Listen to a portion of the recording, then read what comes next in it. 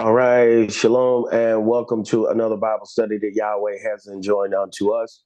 We are, of course, doing a separated broadcast because of the weather. Praise Yahweh. We have another opportunity to do this. But of course, we have the bad weather that we have is actually, still a good situation because we have the ice, but America right now is dealing with fire and ice. So fire on one side, ice on the other. And of course, we had some other interesting things happen that we're going to go into. And I'm joined with my brother Kish. Shalom, my brother. Shalom, Elder. All right, man. So many people are under the weather. I first want to go into something because even in our last Sabbath class, there was something that I meant to say. So I want to make sure that I do go over that. I think I'm gonna make sure I cover that before we leave. Just because just being under the weather, it is a little bit that kind of gets by you. Um, but I pray that everybody who is kind of dealing with this sickness right now feels better because it's a lot going on right now. But just even thinking about the inauguration, a whole lot of things were said, and our people just love to rush, to the polls. But this is some very, very interesting things that are going on right now. You got LA, a whole nother fire has broke out. So 50,000 more people are being, evacuated. But the very next day, Trump has sent 1,500 troops to the border. So you got a city that's on fire, but he sent troops to go to the border. Sometimes you wonder.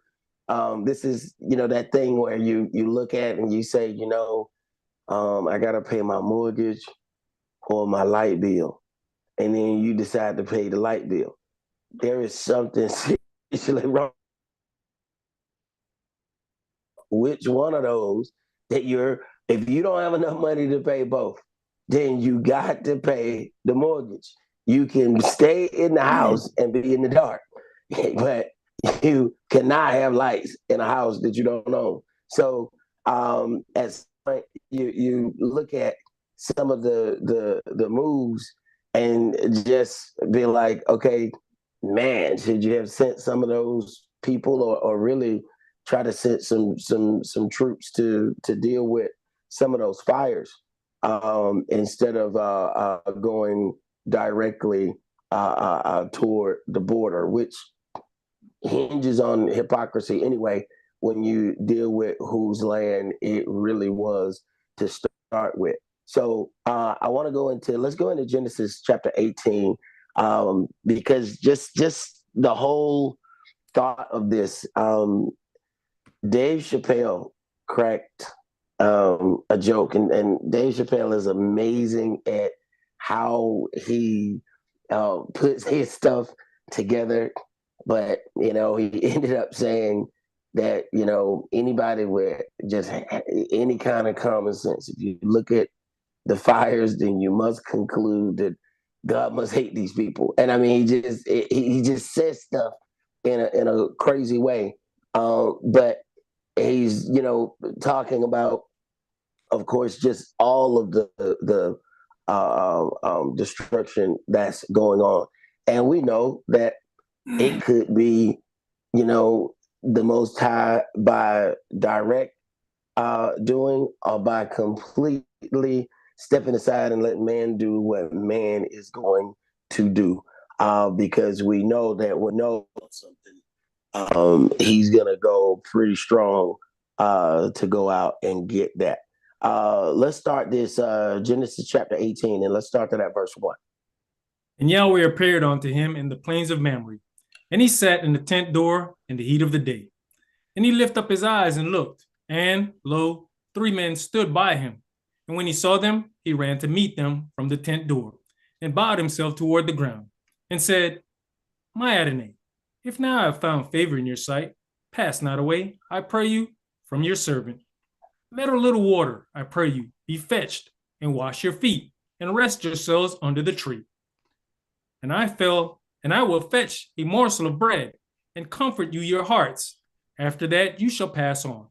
For therefore are you come to your servant. And they said, So do, as you have said. And Abraham hastened into the tent unto Sarah, and said, Make ready quickly 3 measures of fine meal, knead it, and make cakes upon the hearth. And Abraham ran onto the herd. Now, first of all, when you look at this, there is, when there comes a system or a situation of urgency, sometimes manners get left behind. But let's say you don't recognize the sense of urgency. All right. It says in verse 6, and Abraham hastened unto the tent unto Sarah and said, Make ready quick 3 measures of fine meal, knead it, and make cakes upon that hearth. Now, what did she say? Hold on, where your please at? I mean, who you talking to? Now, we on a different level of a situation right now.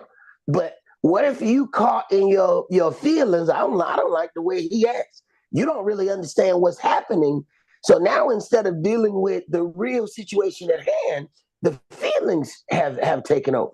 Now, depending on what kind of woman this is, instead of dealing with a real holy situation that's taking place, somebody is in their feelings arguing in the presence of angels. Consider that. Go ahead. And Abraham ran onto the herd and fetched a calf tender and good, and gave it unto a young man, and he hasted to dress it. Now, he didn't just tell her to rush and go do something, and he wasn't rushing and going to do something too. So there was some understanding, but he still told her something first. Because, understand, he can't be gone and have her doing something. He's got to give her instructions. All right?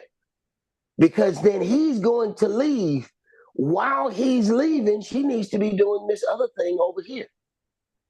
So he needs to give her the instruction first. But what if you got one of those newfound people that said, No, I don't like the way you're talking to me? Go ahead.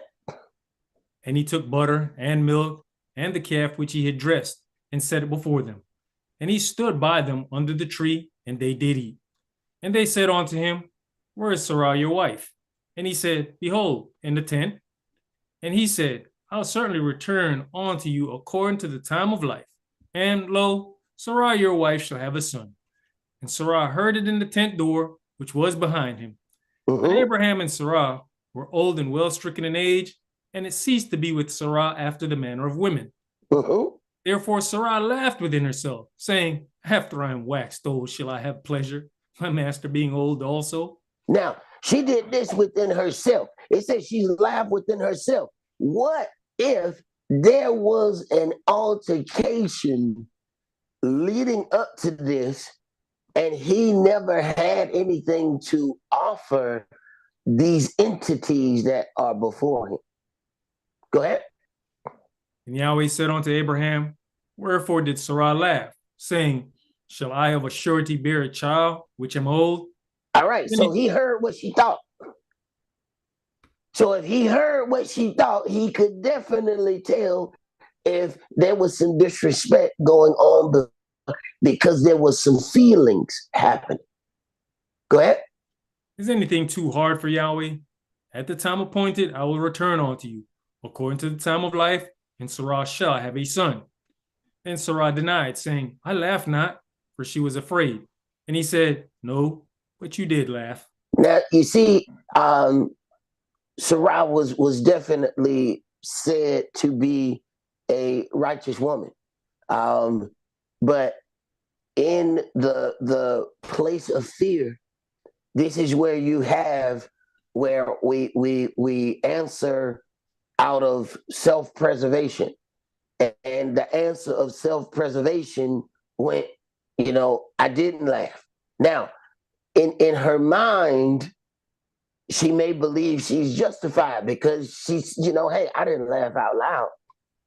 So she may still believe that, hey, I have justification to say that I didn't laugh, because in her mind, maybe she's saying, look, there's no way that he should have heard that. Go ahead. And the men rose up from thence and looked towards Sodom. And Abraham went with them to bring them on the way. And Yahweh said, Shall I hide from Abraham that thing which I do? Seeing that Abraham shall surely become a great and mighty nation, and all the nations of the earth shall be blessed in him. For I know him, that he will command his children and his household after him, and they shall keep the way of Yahweh, to do justice and judgment, that Yahweh may bring upon Abraham that which he has spoken of him.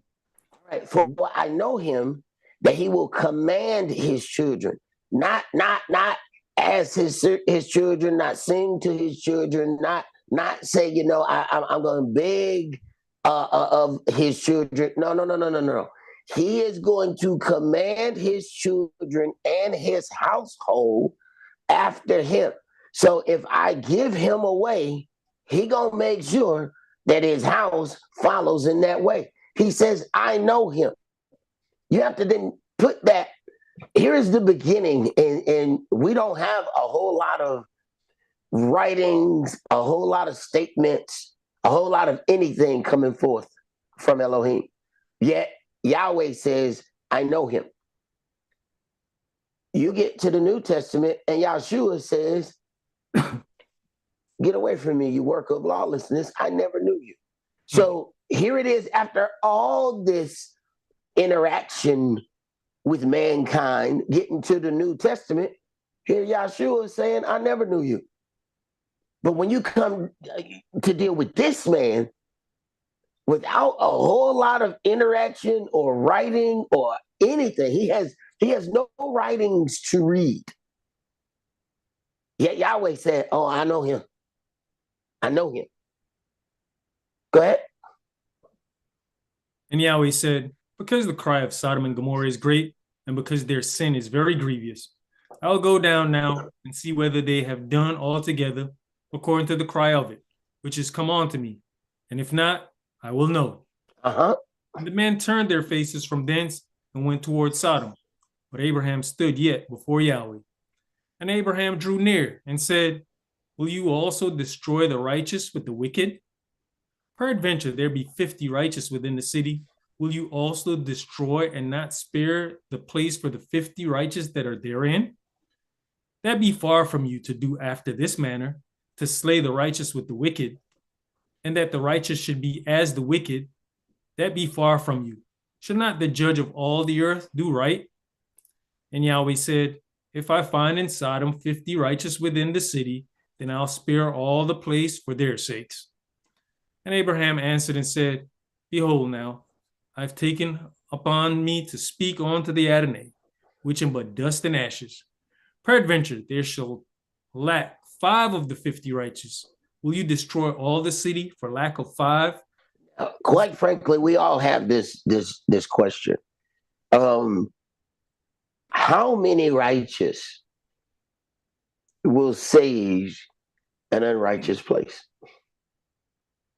We when you get to this, it really appears as if, okay, he's double talking, Elohim. He's going back, but consider if you had someone in this city. Now, we are even conflicted in cities that we have nothing to do with. We hear about the burning in areas, and some of us don't know anybody there, but we still conflicted about that. What if there was somebody that you knew in it? Then this would be a valid question, especially if you felt like, I know the place is wicked, but I know a good guy over there. So now the question then becomes, is the good guy enough to save a wicked place? This is something that we have to deal with within ourselves, because we may have thoughts about ourselves and how we are as people. Okay, do you believe that you as a person is a good enough person to save the wicked place that you're on your way to? You know, that's a hell of a thought process. How do you, you know, deal with that in your mind? So here is where this negotiation goes. Like, he's not saying, look, the place ain't wicked. That's not what the discussion is about. It's about, you're going to destroy this entire place, but there's good people over here. So where is your line where the good people can save the bad city? Keep going. And he said, if I find there 40 and 5, I will not destroy it. And he spake unto him yet again, and said, peradventure, there shall be 40 found there. And he said, I will not destroy it for 40's sake. So he really wants to know what this number is. Now, what's interesting is, does he keep going down? Because he really questions how many righteous there really are there.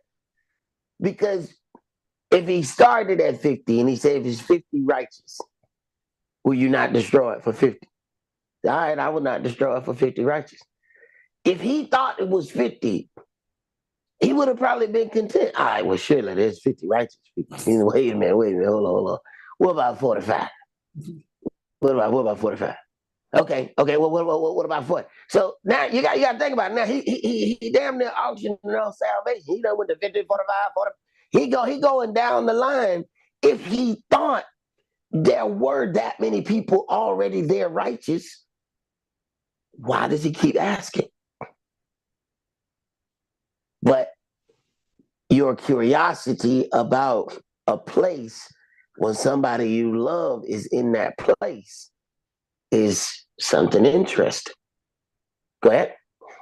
And he said unto him, oh, let not the Adonai be angry, and I'll speak. Peradventure, there shall 30 be found there. And he said, I will not do it if I find 30 there. And he said, behold now, I have taken upon me to speak unto the Adonai. Peradventure, there shall be 20 found there. And he said, I will not destroy it for 20's sake. Now, you have to know that Yahweh loves this man. You have to think about the parts where one of the priests says, who was it? Yohanan's father said, whereby shall I know that this shall happen? And the angel said, I tell you, well, you ain't gonna be able to speak. You're gonna be dumb until it happens. So he go with a man who has responsibility, power, and authority, and he couldn't talk because he asked that question. Look at how many times he get to keep asking a question. Sometimes the power in a relationship is not seen by declaring the power of something. Sometimes you just have to witness the interaction. Yahweh said, I know him. Look at how much he gets to answer back to Yahweh. There are certain things that you witness that you need to know. You know what, man, that is interesting, but I'm not trying that. You see somebody and you watch them do something. Sometimes people say, well, I watched such and such do it. I'm going to try it. That wouldn't be advisable. That would not be advisable. I wouldn't keep, asking this. And even that, he feel bad. Hold on. Please don't be angry at me. But we also have to take into consideration that Yahweh knows that he's dealing with a man that does not have examples or a written manuscript to guide him. Here is where we stand into problem. We have the manuscript. So we will not get the same opportunity to answer back. We won't get the same opportunity to decide that we're going to listen when we want to listen. We don't have that leeway because we actually have a manuscript. We have a manuscript that we can go back and say, well, you know what? Let me do some research on this. And then I'll see how that will go. He didn't have that. So when we read this, we have to make sure we put those dealings inside of the time frame of what's available to them at that time. They don't have the book because they are the book. Go ahead. Elder, this could also be seen as that continual dropping, because by the third time, most of us would have said, man, if you don't get away from me. But you see, even with his approach, he kept saying, please don't be angry with me. Please don't be angry with me. The presentation alone kind of calms you down. Brother, if you catch us at the right time, we ticked off at the second question. What you talking about the third? By the third, bro, we were ready to fight. I mean, but consider, didn't Cephas get angry when Yeshua said, "Do you love me?" Yes, sir. Okay, and wait a minute, that was a righteous man. That wasn't a wicked man, and it wasn't like Yeshua was asking him some outlandish question. He said, "Do you love me?"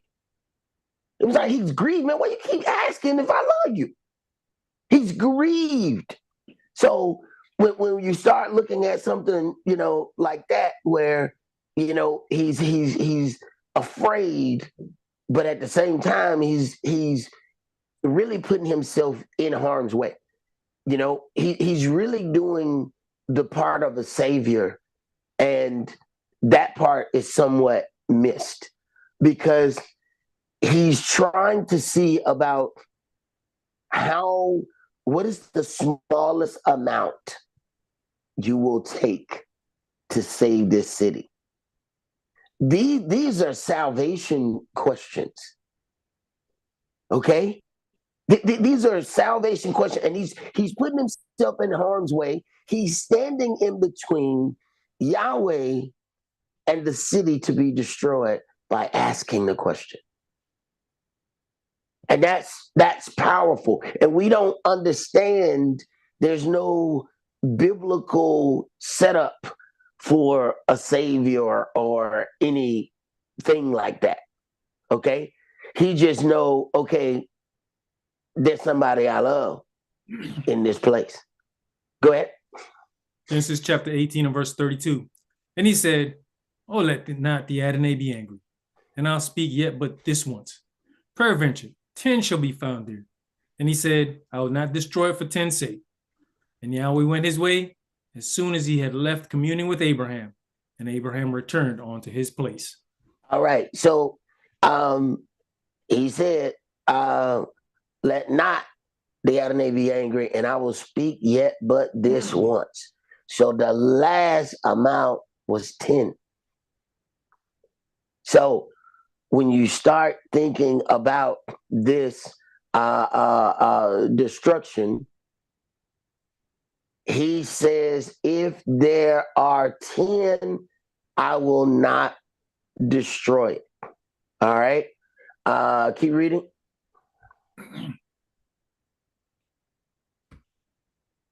And there came 2 angels to Sodom at even, and Lot sat in the gate of Sodom. And Lot, seeing them, rose up to meet them. And he bowed himself with his face toward the ground. And he said, behold now, my masters, turn in, I pray you, into your servant's house. and tarry all night, and wash your feet, and you shall rise up early, and go on your ways. And they said, No, we will abide in the street all night. And he pressed upon them greatly, and they turned in unto him, and entered into his house. And he made them a feast, and did bake unleavened bread, and they did eat. But before they lay down, the men of the city, even the men of Sodom, compassed the house round, both old and young, all the people from every quarter. Now, understand. Now, hold on. Now, a man just got through trying to keep this city from being destroyed. All right.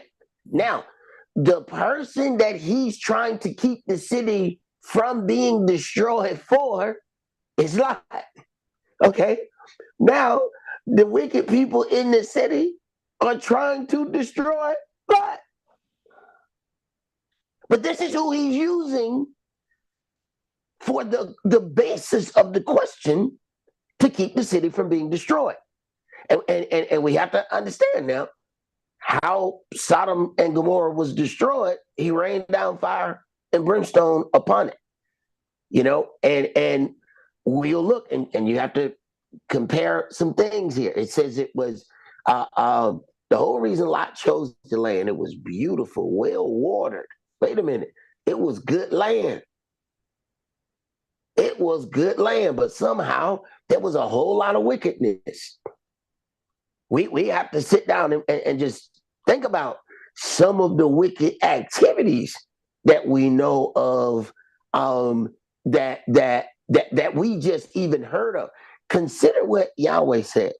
I'm going to go down to it and see if it is as I have heard. Now, we consider what we have heard concerning just the Hollywood area, period. Just what we heard, not what we know or what we've seen or what we've been a part of. Yahweh said he heard it. And he said, I'm going to go down and investigate. Let me make sure. Because he don't want to unrighteously destroy something.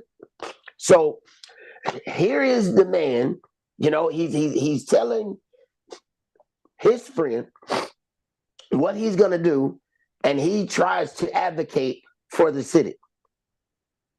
And now here are the people that he's advocating for. Listen to what the people that he's advocating.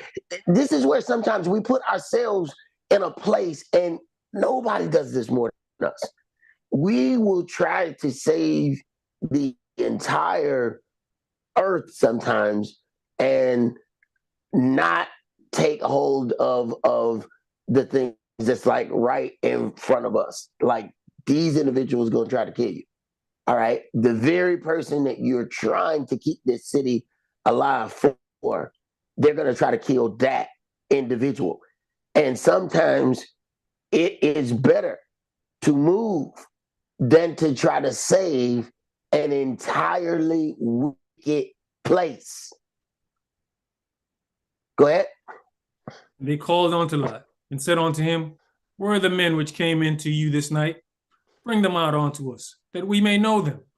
And bring them out that we may know them. So now these men of the city, they not just men who want these men.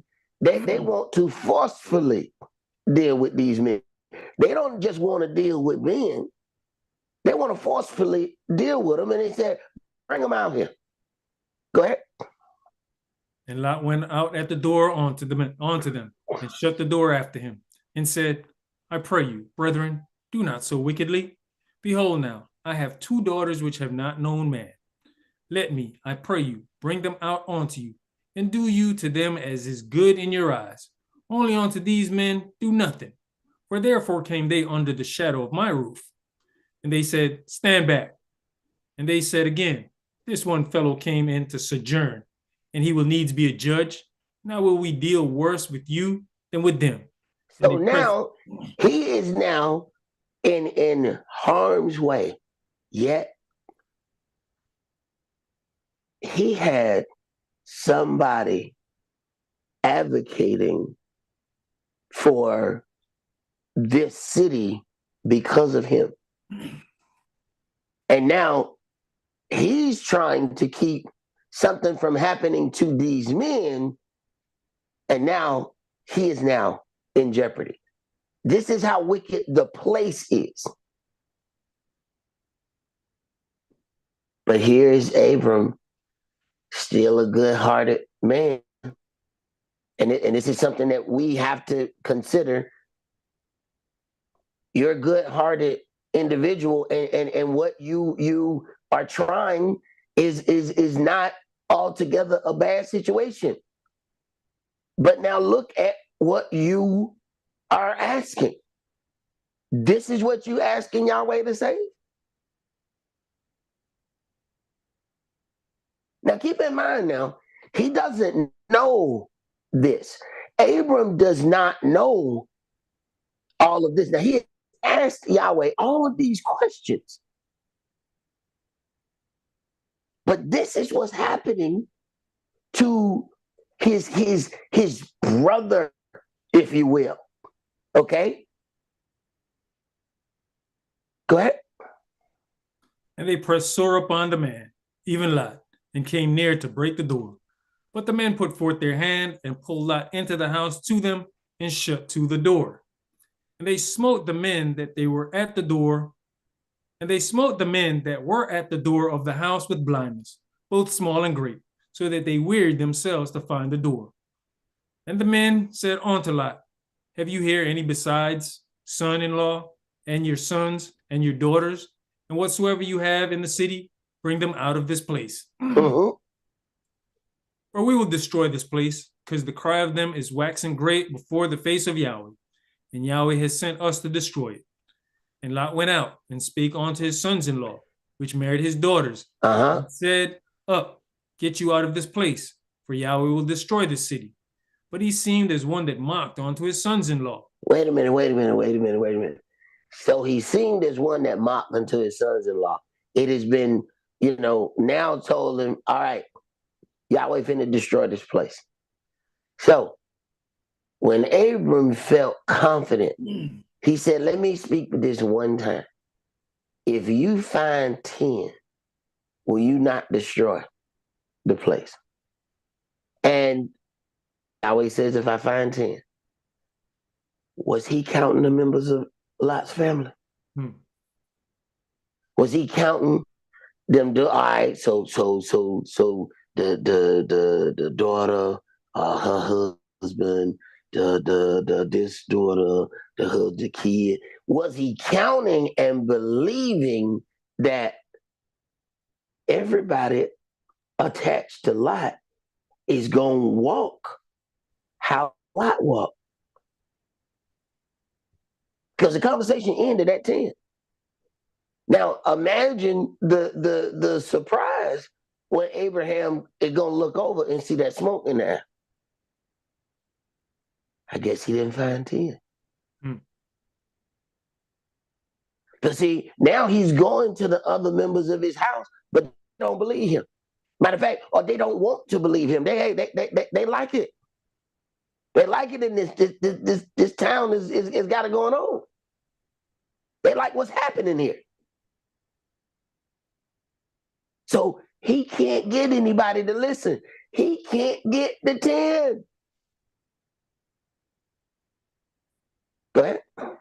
And when the morning arose, then the angels hastened Lot, saying, arise, take your wife and your 2 daughters, which are here, lest you be consumed in the lawlessness of this city. So take your wife and your 2 daughters. All right. So if he had got these others, he could have had 10. He could. All he needed was a few more. Go ahead. And while he lingered, the men laid hold upon his hand, and upon the hand of his wife, and upon the hand of his 2 daughters, Yahweh being merciful unto him. And they brought him forth and set him without the city. And it came to pass, when they had brought them forth abroad, that he said, escape for your life, look not behind you, neither stay you in all the plain. Escape to the mountain, lest you be consumed. And Lot said unto them, Oh, not so, my master. Behold now, your servant has found grace in your sight. Now, here's where we also get ourselves into something. Here comes the destruction of something because it is wicked. Um, First of all, the place is so wicked that these are angels. The men want to forcefully rape the angels. This is the kind of city that this is. Okay, so let's get that in our mind already. The kind of city that this is. Okay, and something has to go on for a while before there's boldness in it. Okay, this has gone on so long in Sodom that they felt openly okay with knocking on the door and said, bring him out. This doesn't just happen, after a few times. No, this thing is inbred. This is part of the makeup of this city. Okay. So he's now getting instructions. This place is going to be destroyed. Here we go still. Instead of going to the place where he has been told to go, he still want to go somewhere else. Go ahead. Behold now, your servant has found grace in your sight, and you have magnified your mercy, which you have showed unto me in saving my life. And I cannot escape to the mountain, lest some evil take me, and I die. The evil, did these men kill you? You have been protected. I mean, Yahweh has sent somebody to come get him. And he still says he don't feel safe going to where the protection, the holy protection that was sent to him, he don't feel comfortable with that. He had his own mindset about how he wanted to do that. So now he want to go somewhere else. And we have to remember that now, when all of the negative events follow, we have to remember, now, wait a minute. Now, this was the place you chose. Now, this is two times. He had the opportunity to choose either land he was going to be in. He chose Sodom. Then, when it's getting destroyed, he's now choosing another place to go, which a whole another wicked situation is about to present itself, all because this next place that he has chosen. Both choices was his. Go ahead. Behold now, this city is near to flee unto, and it is a little one. Oh, let me escape thither. Is it not a little one? And my soul shall live. And he said unto him, see, I have accepted you concerning this thing also, that I will not overthrow this city for the which you have spoken. Wait a minute. I will not overthrow this city for the which you have spoken. Wait a minute. Wait a minute. Okay, it's a little city, but I won't overthrow this one. Wait a minute. Was that city on the list? Sounds like it.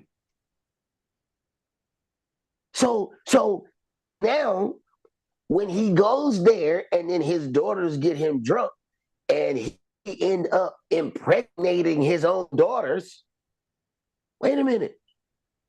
You went back into another wicked land, and the spirit of the wicked land fell on you.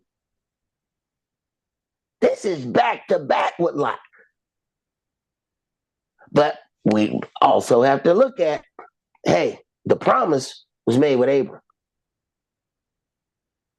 So when it comes down to this destruction, and when it says Sodom and Gomorrah, sometimes we just think that that's one place. We're talking about a huge area that was multiple cities that he burnt up.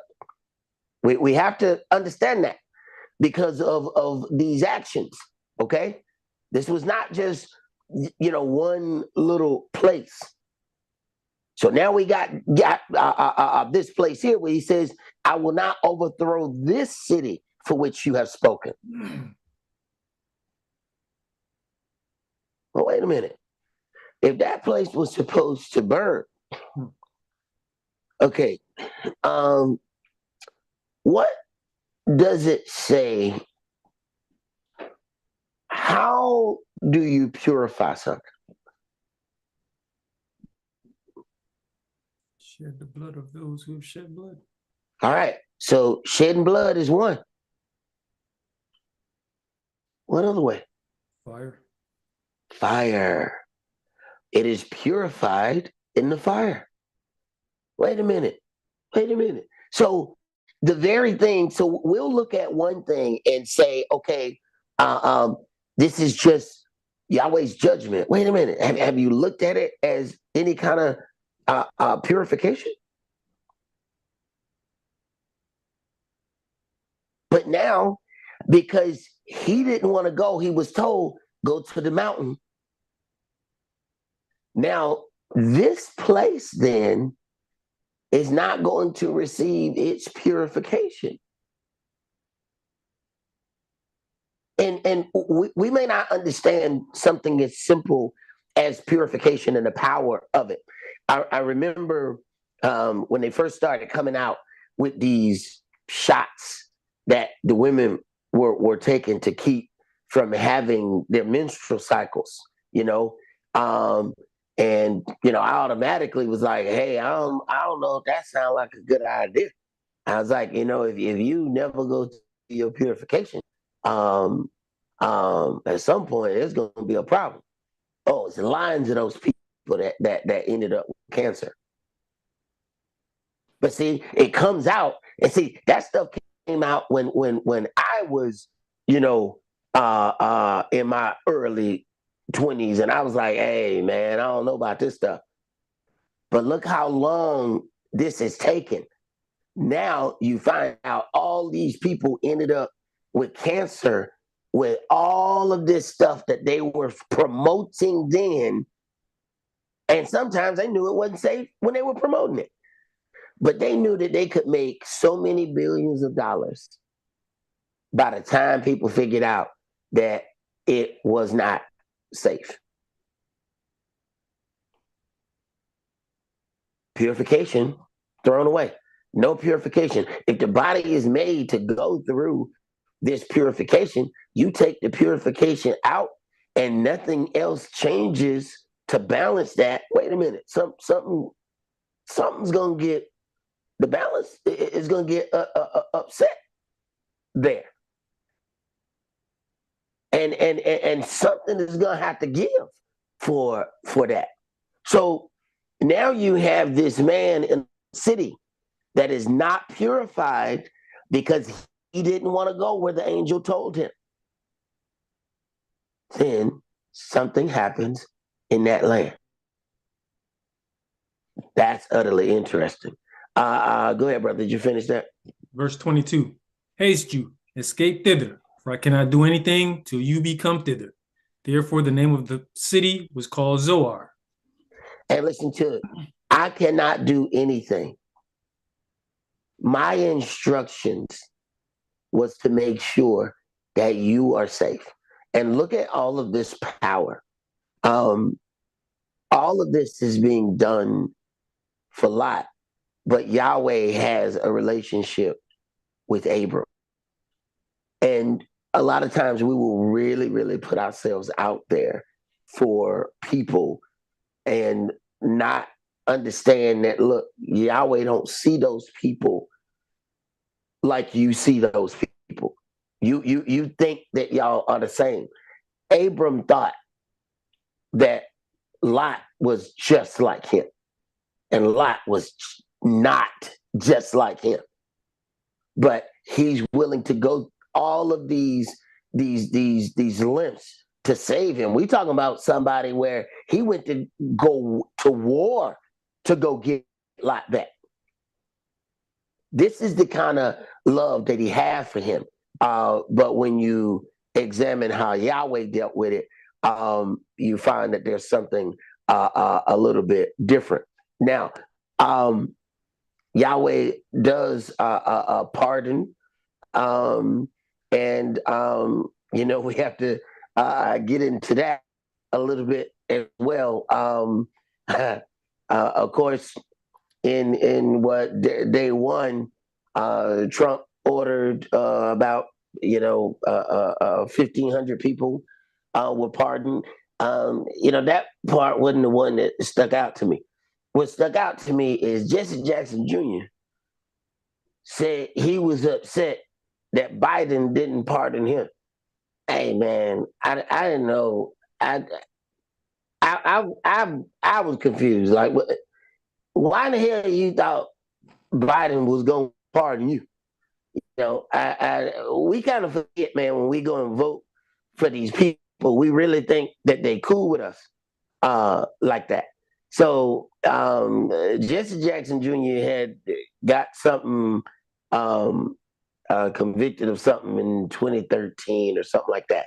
And when Biden offered all of these pardons for his family, um, Jesse Jackson Jr. thought that he would be pardoned as well. And I don't know what's more, crazy that was an expectation of that. Um, the one president who was really, really seeing black people eye to eye is the one that we don't talk about, and that's Jimmy Carter. Jimmy Carter was actually raised in a black part of town. In his own words, he said, "Look, when my mama was at work, I was at the black guy house." He said, "The black lady fed me." He said to all my friends, when he played basketball, he played with black kids. When he did all the stuff that he did that around black people. So when it got time to take care and pass legislation, he was about that business. But that's not the one that we celebrate. Black folk walk around celebrating Bill Clinton because he played the saxophone and smoked weed. And this dude sent more of us to prison than anybody.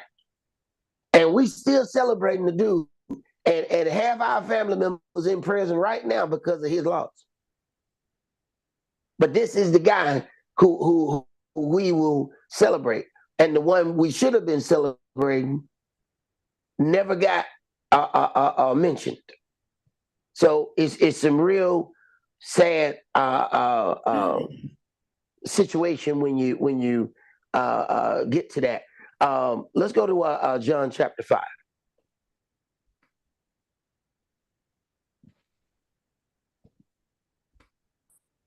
See, I think we have the situation of these pardons, but you still have to deal with how you're going to react after you're restored. John chapter 5, let's start that at verse 1. After this, there was a feast of the Yehudims, and Yahshua went up to Jerusalem. Now there is at Jerusalem by the sheep market a pool, which is called in the Hebrew tongue Bethesda, having 5 porches. And in these lay a great multitude of impotent folk, of blind, halt, withered, waiting for the moving of the water. For an angel went down at a certain season into the pool and troubled the water. Whosoever then first went after the troubling of the water, stepped in, was made whole of whatsoever disease he had. And a certain man was there which had an infirmity 38 years. When Yahshua saw him lie, and knew that he had been now a long time in that case, he says unto him, Will you be made whole? The impotent man answered him, Sir, I have no man, when the water is troubled, to put me into the pool. But while I'm coming, another steps down before me. Yahshua says unto him, Rise, take up your bed and walk. And immediately the man was made whole and took up his bed and walked. And on the same day was the Shabbat. The Yehudis therefore said unto him that was cured, it is the Shabbat day. It is not lawful for you to carry your bed. He answered them, he that made me whole, the same said unto me, take up your bed and walk. Then asked they him, what man is that which said unto you, take up your bed and walk? Now you have to look at the deep legalism that our people were surrounded in. That a healed man now can't. Now he has the ability to take up his bed and walk, but now because it's the Sabbath, he's supposed to just still sit where he was and not move because it was the Sabbath. And there are certain aspects of that we don't even consider. So here it is. If this individual has something, imagine that you have an ailment, and he says, "Look, the whole time it's the Sabbath, nobody's going to deal with me. So I need for you to put me in a place whereby I can either see everything or I can do whatever. I won't be shut up in a room for the next 10 hours." So now, this may have happened for him, but now something has happened. He can move. And we don't even take into consideration if somebody else who just automatically had the ability to move, well, they were able to partake in the preparation day. The preparation day is the day before the Sabbath. So in the preparation day, that is the day that you get all of your goings, the things that you need to buy, the things that you need to prepare. You have the preparation day to go and get all of those things. If you need to bake you some bread for tomorrow or something like that. So you're not doing a whole lot of things when it comes down to the Sabbath. But if the individual does not have that opportunity, he never had the opportunity to prepare for the Sabbath. There are just certain parts of how Yahweh pushed Yeshua to deal with righteous judgment that it doesn't even come to our mind that everything that you've been able to do to prepare for the Sabbath, he has never been able to do. This is his first Sabbath walking. And you ask him, why didn't he prepare before? We don't even consider some of the times, like, are you serious right now? You're asking the individual who just started moving why he ain't moved before the sun went down. We don't even consider just how absolutely wild that statement is. Go ahead. And he that was healed knew not who it was, for Yeshua had conveyed himself away, a multitude being in that place. Afterward, Yeshua finds him in the temple and says unto him, behold, you are made whole. Sin no more, lest a worse thing come on to you.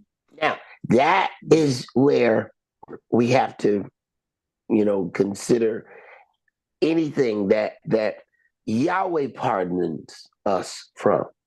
All right?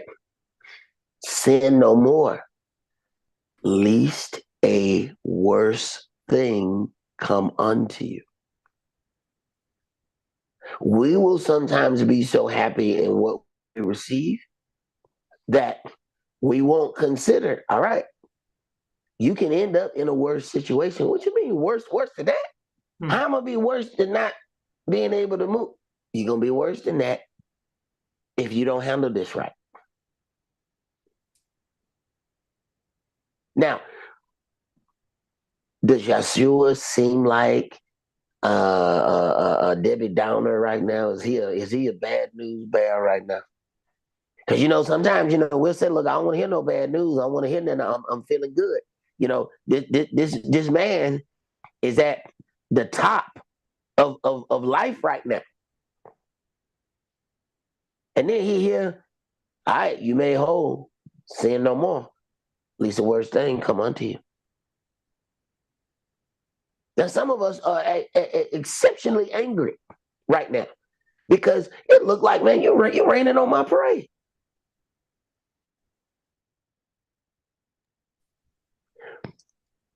But are we considering that Yahshua is making sure that the parade never stops? But does it seem like the parade is being rained upon when it's actually attempting to be really established? All depends on how we're looking at it. Go ahead. The man departed and told the Yehudims that it was Yahshua which had made him whole. And therefore did the Yehudims persecute Yahshua and sought to slay him, because he had done these things on the Shabbat day. But Yahshua answered them, "My Father works hitherto, and I work." Therefore the Yehudis sought the more to kill him, because he not only had broken the Shabbat, but said also that Elohim was his father, making himself let's go. equal. Let's go to Yohanan chapter 8.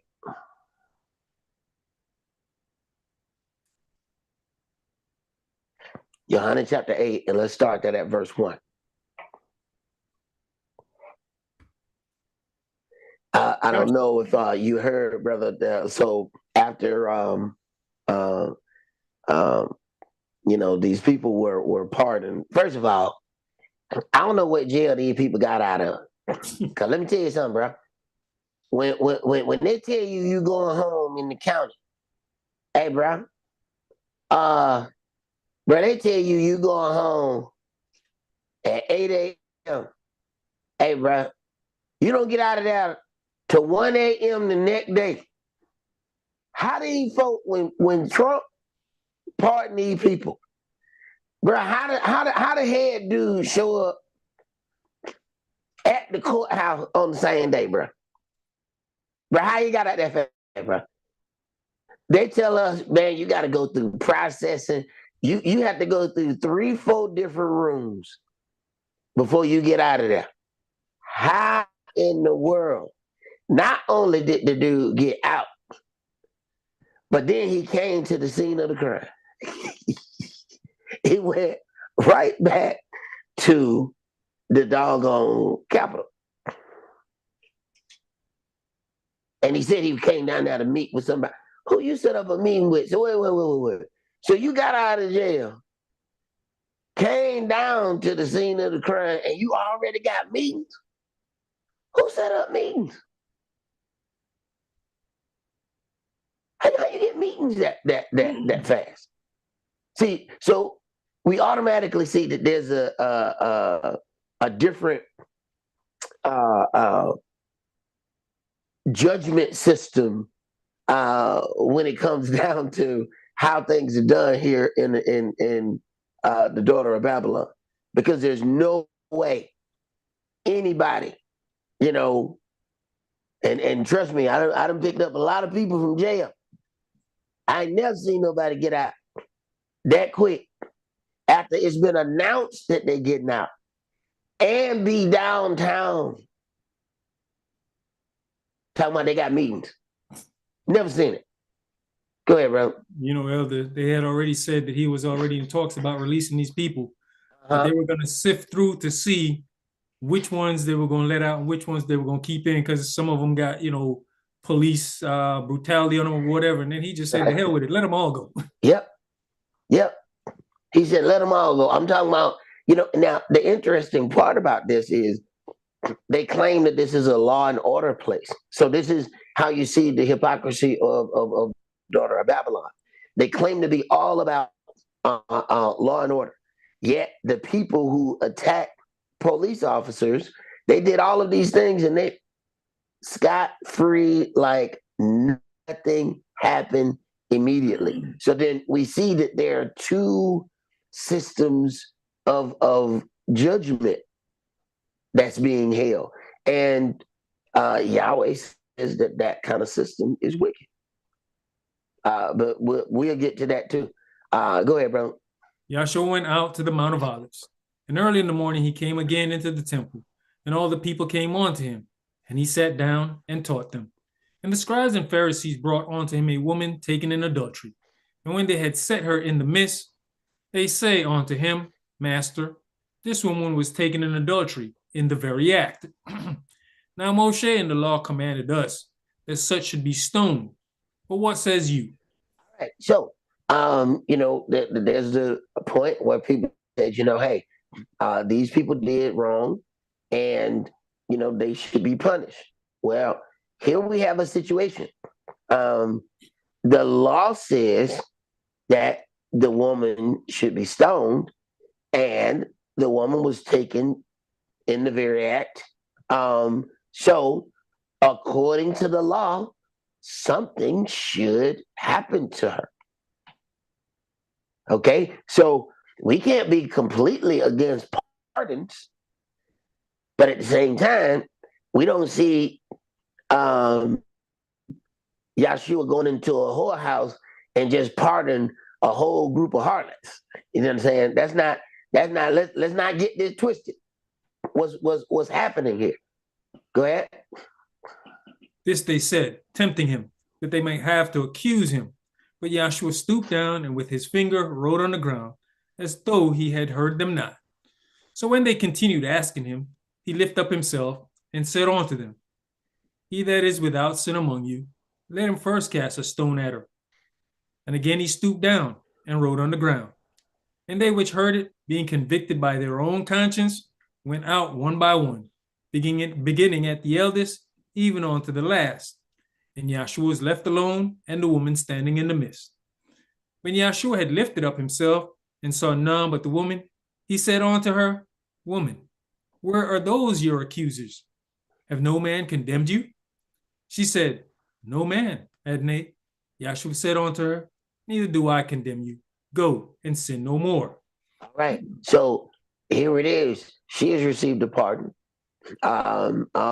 He says, has first of all, where are your accusers? So he understood that the judgment was false. He corrected that once he got rid of the way it was done. That it wasn't done correctly. She received a pardon, but he also said, "Go and sin no more." See, you can't take a pardon that Yahweh gives you and treat it like a revolving situation that now I am forever allowed to do this thing. And that's one of the concepts that I've heard people say. Once blessed, always blessed. Once saved, always saved. That's not what the book says. So you can't take that out of context, and then we end up in a totally different situation because we saying, well, hey, he didn't do nothing that time. And you got to think, man, this is like the real cornerstone of how we deal with something, right? First time we get drunk and we find out what a real hangover is, and we start throwing up and the head hurting because we didn't drink right. 89% of us said the same thing. If you let me live, I promise you I ain't gonna get drunk no more. Because we didn't know the situation of what it was we were doing. But now, once we got comfortable with that, then you see, oh, we went back to drinking, we went back to doing other things. So sometimes getting past something will get you a little bit too comfortable, and then we may be setting ourselves up for a bigger fall. And we need to be careful with that. Let's go to Leviticus chapter 19.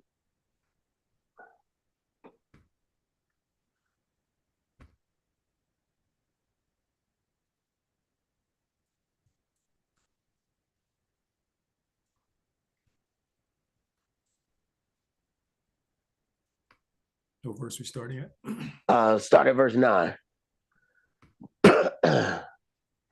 When you reap the harvest of your land, you shall not wholly reap the corners of your field, neither shall you gather the gleanings of your harvest. And you shall not glean your vineyard, neither shall you gather every grape out of your vineyard. You shall leave them for the poor and stranger. I am Yahweh, your Elohim. And that seems strange unto us, but everything that is ours was not for us. And that is a concept that is very, very difficult for us to imagine, that Yahweh has given us something, but all of that which he has given us is not ours. It is not for you. It is yours, but it's not for you. It is for the poor. It is for you to do some other things with, but it is not for you. And that's just in a land that is all about consumption and living our so-called best life. This seems like a strange concept. Go ahead. You shall not steal, neither deal falsely, neither lie one to another. And you shall not swear by my name falsely, neither shall you profane the name of your Elohim. I am Yahweh.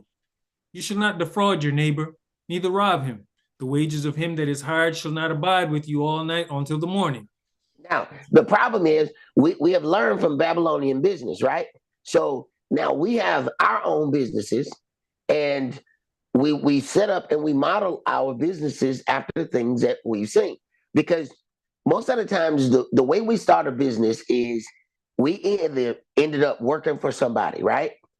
And we learned something, and then that person was either, or that business, just how they dealt with something was so strange that, one day you say, you know what, I can do this on my own. It won't be big as that company, but I can do something in my little office at the house. And boom, now you have a business going. But if you are then basing how you're going to pay and deal with people based on industry standards, you might find yourself in some deep water with your Elohim. Because these individuals operate in Babylon a certain way. You have to do a little bit more research and say, well, no, I can't deal like that. But then the people you in business with say, no, this is the industry standard. This is what we do. I remember, first getting out there on my own, and I know you know what this is, Kish. When you did with Net 30, Yep. hey man, that's a different life, bro. That's a different life. Net 30 is a different life, bro. Net 30, it's 30 days before you gonna get paid for that particular job. Man, you got to float. You, your family, and everything that they may need inside of waiting these 30 days for something you have already done. The book talking about you shall neither rob him, the wages of him that is hired shall not abide with you all night. We think that is unheard of, but money changes hands. Trillions of dollars change hands every day on the stock market, in banks, everything. But they have convinced us that you can't process that fast.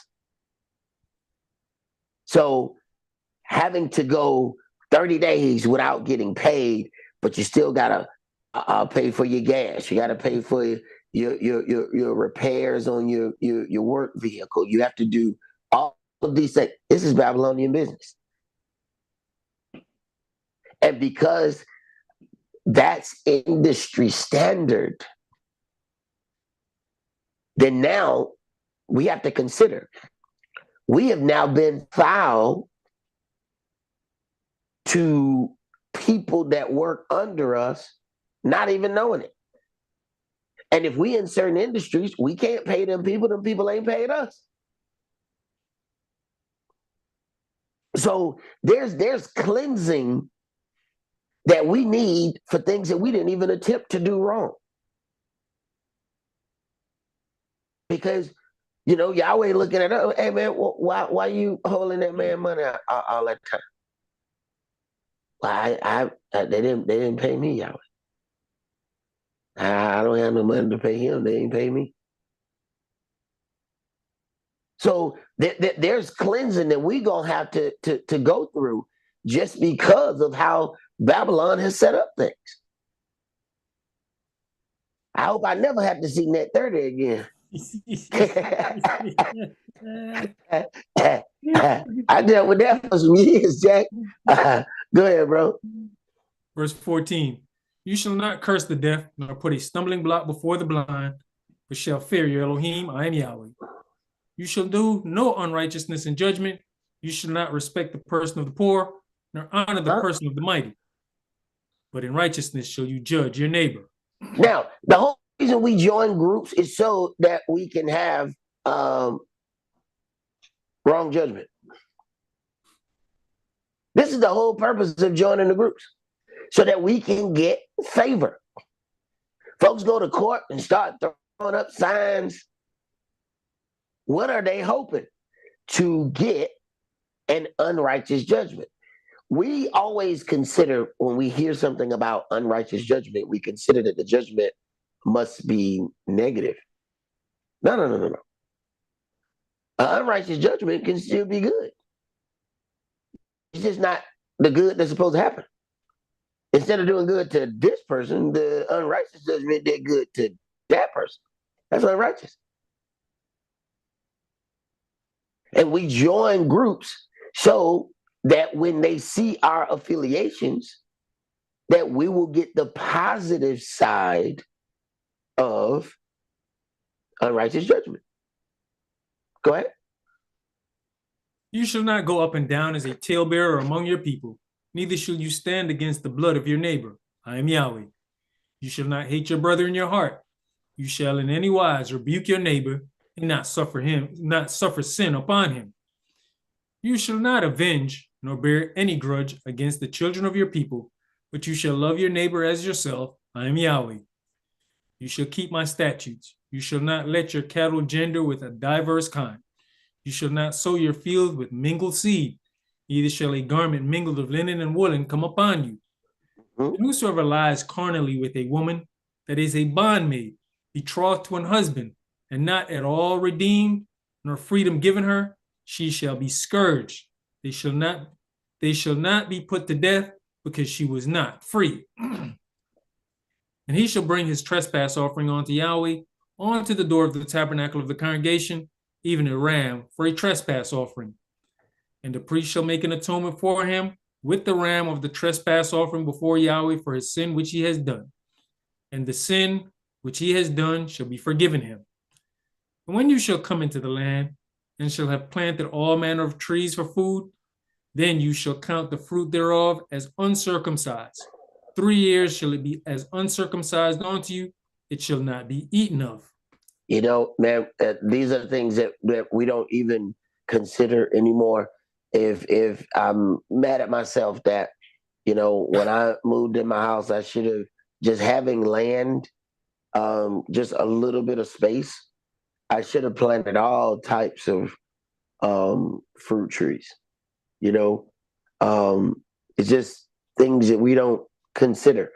And, after, a decade plus, you would have just had so many things. And this is how I grew up. So, but society pulls you out of that mindset. So you don't really think about it, because then they start pushing us to say, okay, well, you're going to go to school, you're going to do this. So the basic parts about, providing for yourself, you don't even think about that anymore, because you have all of these stores all around you. They put stores almost in every corner around, the certain area. But then as years pass, they start closing down some of those stores.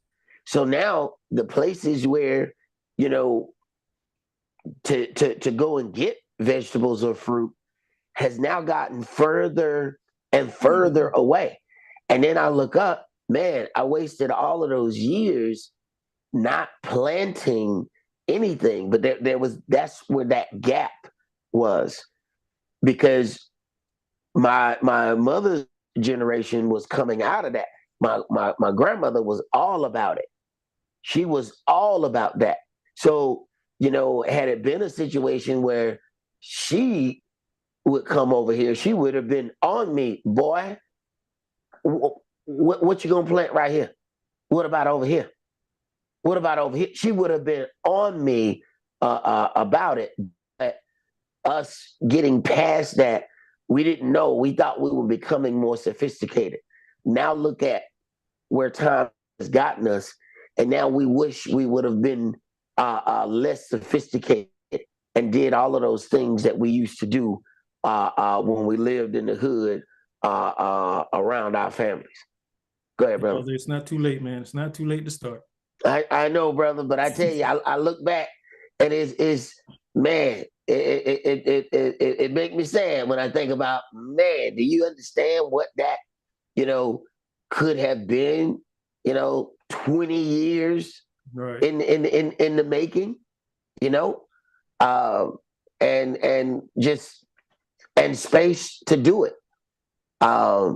We don't consider what all of that means, man, especially when we come out of those rural areas in the country. That's something that everybody did. It's always fruit trees. It's always something they understood living off the land. But when we came into these cities, they led us away from that. And especially even having these home covenants, these HOAs, they tell you what you can and cannot have anyway. So you can't grow too much around there, and you might get yourself in trouble. Go ahead, bro. Verse 24. But in the 4th year, all the fruit thereof shall be holy, to praise Yahweh withal. And in the 5th year shall you eat of the fruit thereof, that it may yield unto you the increase thereof. I am Yahweh, your Elohim.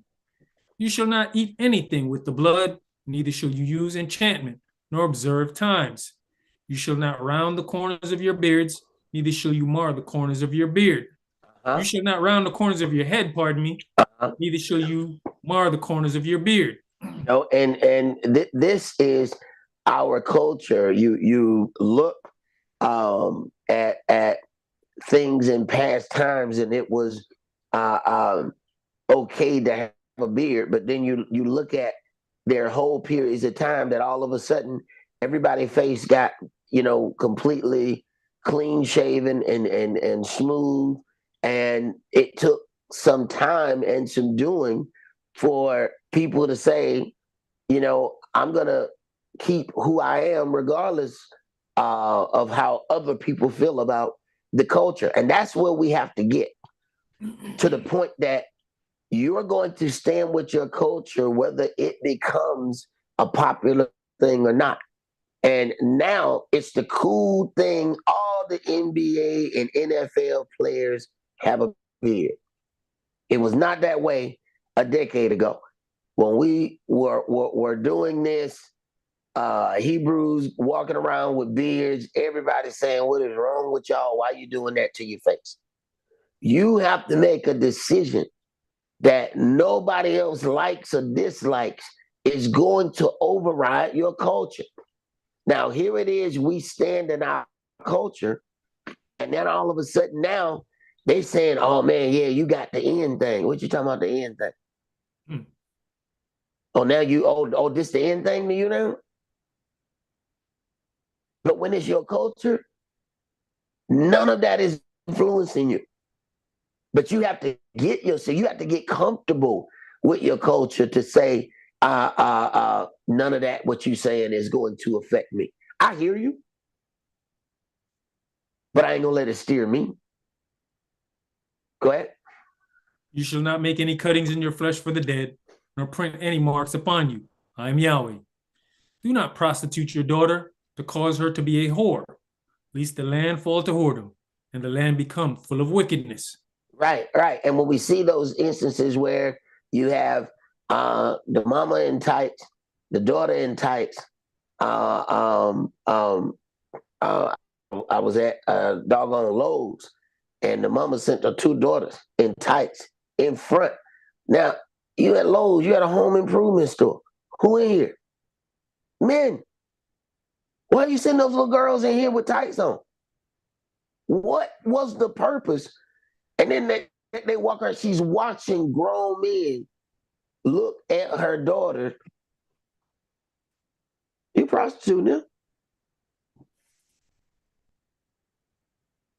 So we got three women walking around in tights, which are essentially draws. And she sends the two little girls in front of her and watching the grown men look at the little girl. What we have to think about is how Yahweh gonna look at something, not how we look at it. Go ahead. You shall keep my Shabbats and reverence my sanctuary. I am Yahweh. Regard not them that have familiar spirits, neither seek after wizards to be defiled by them. I am Yahweh, your Elohim. You shall rise up before the hoary head and honor the face of the old man and fear your Elohim. I am Yahweh. And if a stranger sojourn with you in your land, you shall not vex him. But the stranger that dwells with you shall be unto you as one born among you, and you shall love him as yourself. For you are strangers in the land of Egypt. I am Yahweh, your Elohim. Now, this means one thing when you consider us and our history and the things that we've been through. This means something else when you consider the land of America, when it says, vex not the stranger. Now, I'm not talking about the people that they go and get from, Serbia and something and bring, over here and, give them $5,000 worth of food stamps. I'm not talking about those people. I'm talking about the people who land this actually really was, and they took it from them, and then still, end up being harsh with those people. Is very interesting. How harsh they can be when it comes down to that. When you can go into something that you have stolen or taken forcefully and tell the people get out of your stuff. That's pretty interesting. And I don't know if you were listening to the inauguration. Trump said a word, man. And whenever I hear that word, brother, it was a term, rather. When I hear that term, I said, whoa, a lot of evil done done in that term. He said, it's time for America to follow their manifest destiny. I said, no, he did not. Now understand. Now you have to go into some of the other things that he said. He talked about going back and taking a canal. He talked about going and doing some other things. Just straight outright saying we're going to do this. Now, manifest destiny was God wanting you to go and expand. So the conquering of the West was manifest destiny. It was God's will that they go and kill all of these natives and Mexicans and go and expand that territory. That's what manifest destiny was about. So to hear that term, and I had already said before, I was like, hey, you got to be careful when you hear this term right here. I didn't think he was going to actually say manifest destiny. No, and people who, especially once we get out of school You don't hear, these terms. So it just sounds vaguely familiar to you. But you have to go and look that up and see all of the wickedness that was done in the name of manifest destiny. We talking about all of the promises that were broken. We spoke about one. We read about one dealing with the Black Hills and how these Native Americans had treaty that this land belonged to them.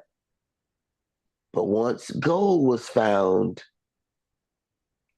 it was their manifest destiny to then break the agreement, go back and get the land so they can get the gold and expand.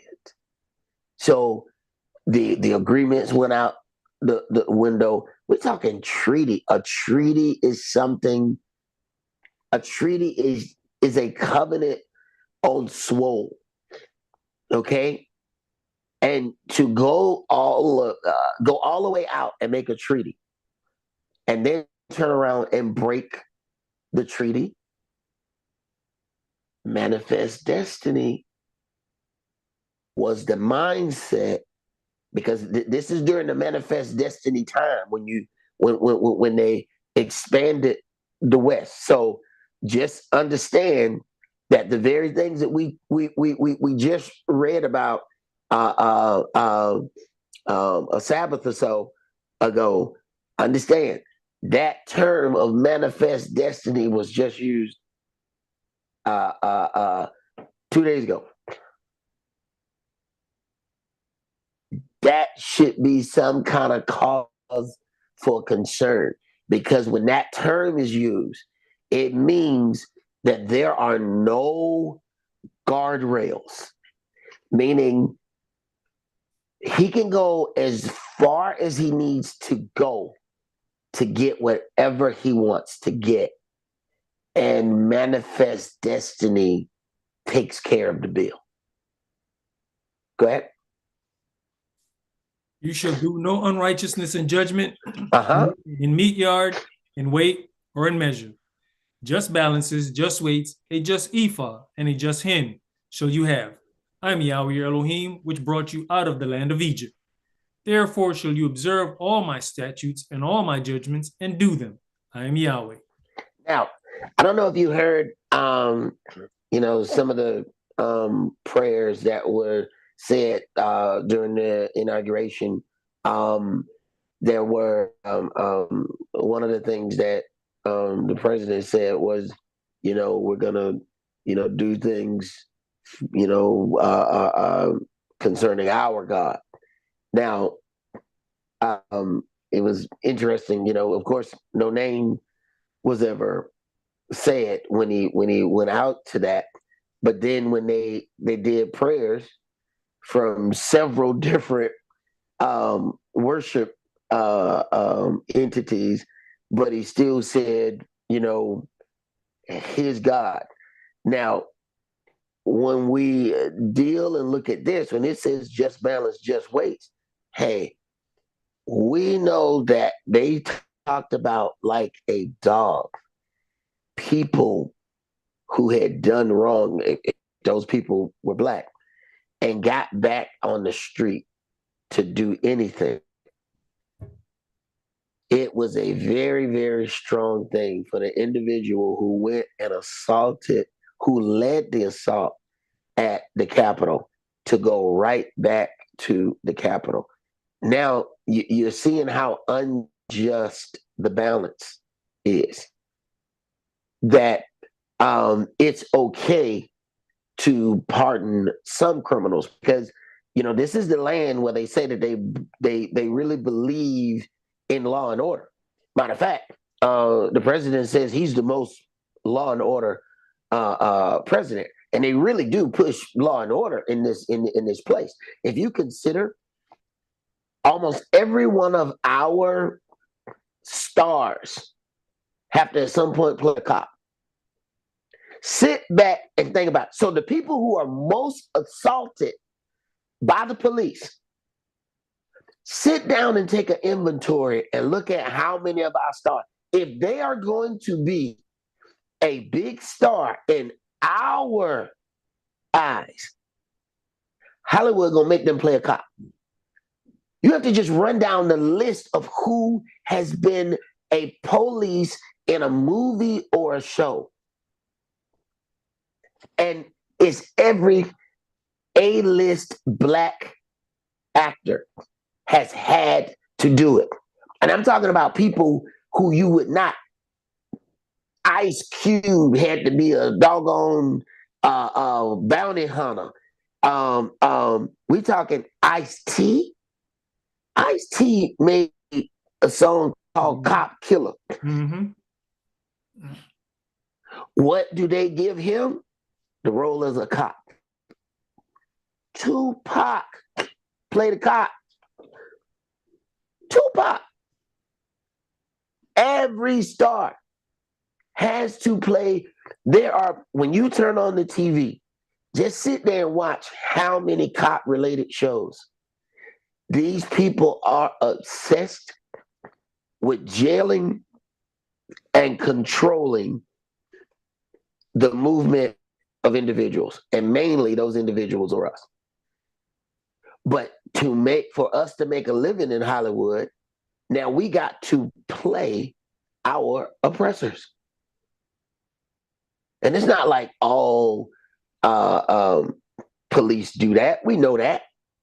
But how is it that every one of those stars has to play a cop some way, shape, fashion, or form? And with all of that, these individuals assaulted police officers and still got pardoned. And you haven't seen a whole bunch of Gentiles arguing about the pardon. Hadn't seen it yet. But we know what that would be if it was just two people who looked like us and they were pardoned for any kind of violent act. So a just balance and a just weight, we know that we're not going to get that here. All right. And we have to understand that we know that, because I think what ends up hurting us the most is when we have the expectation of fairness, and then when it doesn't come, we are broken because we are falling victim to the things that are presented. But I want to read one more thing before we close out. Let's go to Matthew chapter 7.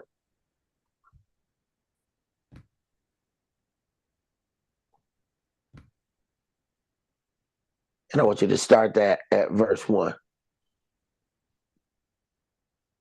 Judge not, that you be not judged.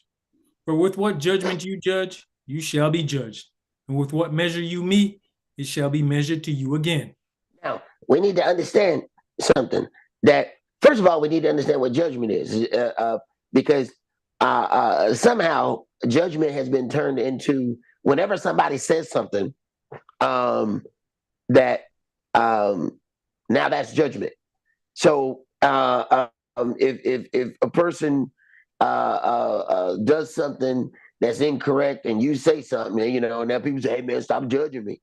No, judgment involves punishment. Okay, so when we look at people getting judged, we down in the courthouse, we getting judged. All right, they giving us time. They gave us probation. No, we got judged. I ain't talking about that. Talking about that they doing. Now, the reason why it's a gray area, because our judgment starts before the courthouse. Okay, when you get to a situation of when they start showing us on the television. Wait a minute. when we do something, our face is on the news, and what we have so-called been uh, uh, um, uh, charged of is all on the news. The judgment has already begun. So now the judgment of public opinion that already starts working before the actual trial gets there. Then they have the jury set up with a bunch of people who are not your peers. If you live in a certain area, when you go to the courthouse, the people in that jury pool supposed to look like you. You have to ask yourself, where are all the people who look like me? Where y'all get this jury from? I'm supposed to be judged by my peers.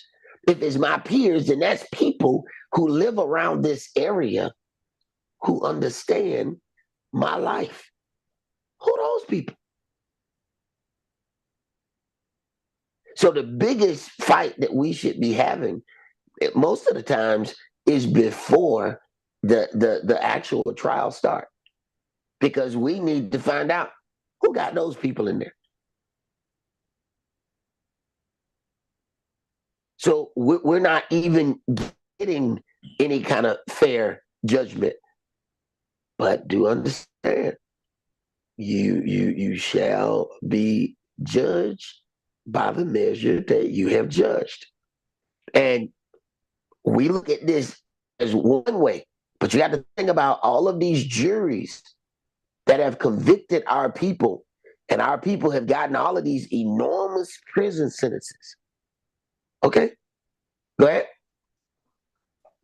And why beholdeth you the mote that is in your brother's eye, but consider not the beam that is in your own eye? Or how will you say to your brother, let me pull out the mote out of your eye, and behold, a beam is in your own eye?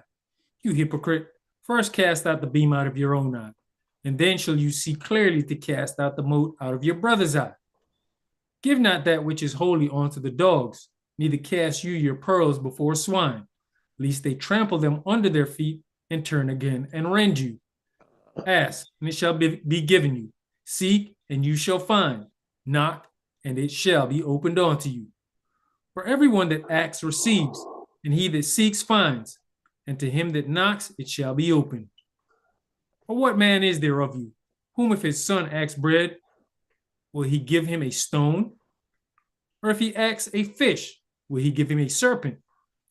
If you then, being evil, know how to give good gifts unto your children, how much more shall your Father which is in heaven give good things to them that ask him? Therefore, all things whatsoever you would that men should do to you, do you even so to them. For this is the law and the prophets. So never mind all of that. Therefore, all things whatsoever you would that men should do to you, do you even so to them. For this is the law and the prophets. All of that reading, all of the multitude of things that are contained in the law and the prophets, it all boils down to, how would you have somebody do that concerning you? And sometimes that concept is actually a little bit more difficult to figure out than it appears, because sometimes you have to sit down and meditate on, okay, how would I want that to be done if I was this individual? Sometimes you have to pause, because you may just think on something and it seemed right. But then when you consider, well, wait a minute, I didn't consider that. Well, this person came from a single parent household. Wait a minute, I had my mom and my dad. Uh-oh, wait a minute. This person had such and such. Wait a minute. You got to sit down and really meditate on that. Otherwise, you're not dealing with that right. Because one way or another, we are creating a spirit that is going to eventually come back and deal with us. And it's our own spirit that we built. You put that spirit together based on how you have dealt with other individuals. And eventually, that spirit is going to come back and visit you. You're going to have to deal with, wait a minute, it's the spirit I built. And that's just how that's going to go. So, but I think that's fun. Where you at, brother? Verse 13. Verse 13. All right, go ahead. Keep going.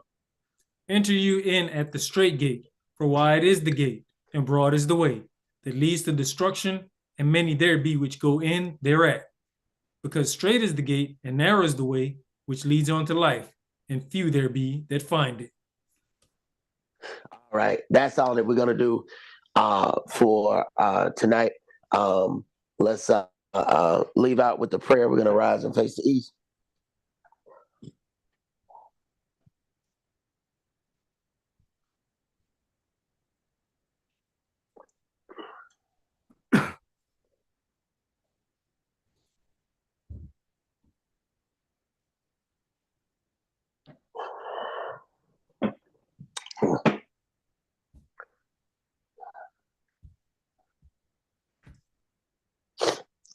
Abba Father, Most High Covenant Elohim of Abraham, Isaac, and Yaakov. Abba Father, we thank you for giving us an opportunity. Although we were spread apart, we still got an opportunity to read out of the legacy that you have left onto us. We pray, Abba Father, that you would protect each and every last one of us, that we may be able to make it back into the shepherd's tent, that we can do this from the little sanctuary that you have given unto us. We also pray, Abba Father, that you would heal all the sick and shut in. For we know, Abba Father, that the adversary and all of his inventions are most definitely at play. And our health is being, tested with all of these measures. But we know, Abba Father, that you have the ability to heal all. And we pray that you would allow us to be restored so that we can stay on this path and do the works that are pleasing unto you. We ask these prayers in Yeshua HaMashiach's holy and divine name. Amen.